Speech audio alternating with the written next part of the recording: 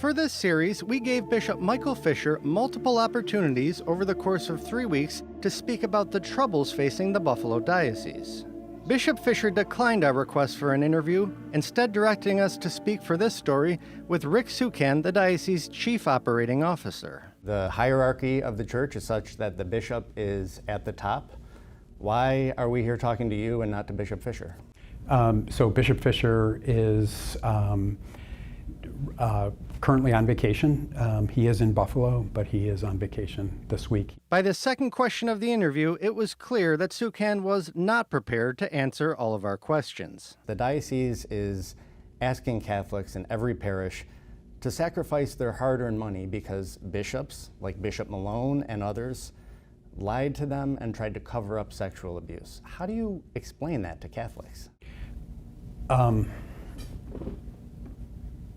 Actually, I was not prepared for this. This was not what I thought we were going to be talking about.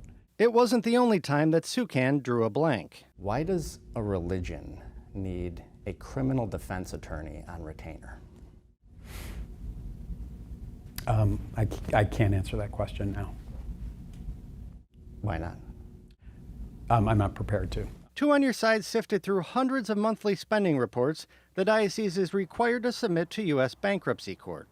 Those reports show the diocese has spent hundreds of thousands of dollars on salaries for top executives, which Sukan said is justified. Parishioners like Fran Zulowski-Krajewski of West Seneca are skeptical of the spending. It's not justified at all. She says those running the diocese should make the same sacrifices as people in the pews. Obviously, they didn't cut salaries. They didn't eliminate these pricey jobs. You made $174,000 last year. The chancellor of the diocese makes $140,000. Finance director, $120,000. What sacrifice is the hierarchy making through this bankruptcy process? It's a fair question. I can tell you, Charlie, that for decades, the diocese, not only here in Buffalo, but across the country, really had relied on religious, either ordained priest or women religious, to fill most of the senior positions within the chancery. There has been an evolution over the past probably 10 years where more of those positions have been filled with experienced lay professionals. Because they have families to support, Sukan said the executives draw higher salaries than priests or nuns, who, according to Catholic law, cannot get married or have kids.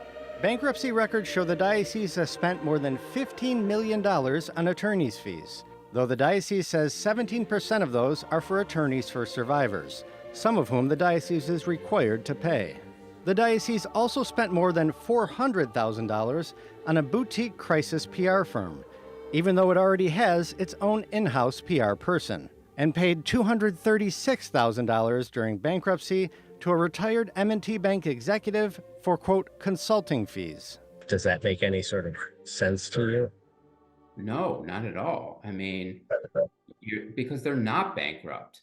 Kevin Koshelniak, an abuse survivor who sued the diocese in state court, says he wonders how a bankrupt organization is able to afford $15 million in professional fees. Chief Bankruptcy Judge Carl Buckeye has wondered too, saying in 2 hearings, quote, "Where is the money coming from for these legal fees?" And that's a lot of money that could go to victims. If you were really bankrupt, you can't afford to pay those attorney's fees. You could have paid off those liabilities. Evidently, you had $15 million because you already spent it. You could have paid off those liabilities, meaning that you're not bankrupt. Now, in regards to bankruptcy, just within the last few hours, the bankruptcy judge has made a new ruling, in this one against one of the diocese law firms. This law firm, Jones Day, wanted the diocese to pay it $235,000 for legal fees, and the judge has now reduced that amount to $100,000.